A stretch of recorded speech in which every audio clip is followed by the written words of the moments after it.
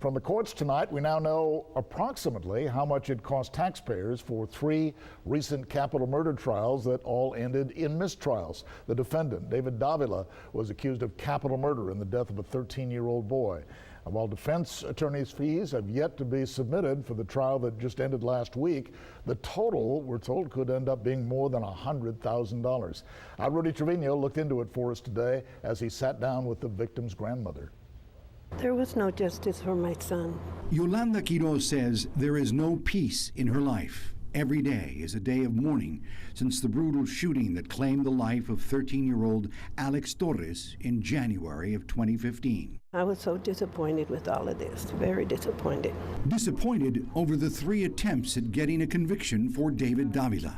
2 ended with hung juries, all 3 declared mistrials. 24 citizens of the community heard this case in its entirety. It was submitted to them, and in both cases, if you look at the overall amount, 12 of them voted guilty, 12 voted not guilty. First Assistant District Attorney Matt Manning says Davila sat in jail for 2.5 years, and accordingly as such, he felt what was fair and just to dismiss the case. We believe they got the wrong person, and so that family would be better served by getting the right person convicted. The night of the shooting, a description was given that did not match our client, but matched one of the people who was given immunity in this case. The David Davila capital murder trial may not go down as one of the costliest in Nueces County history, but taxpayers did shell out a large sum. More than $86,000 paid out so far in attorney's fees and court filings. Jury fees cost taxpayers more than $18,000, and the costs will continue to add up.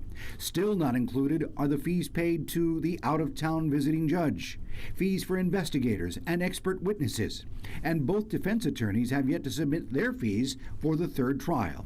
Then add the cost of Davila's jail stay at $81 a day for 2.5 years, cost taxpayers close to $30,000. So there it is. The killer that killed my son is free, and I lost my son and I can get him back. Yolanda, do you want another trial? Yes, I would like to have another trial. Yes, I would like to. Rudy Trevino, 3 News.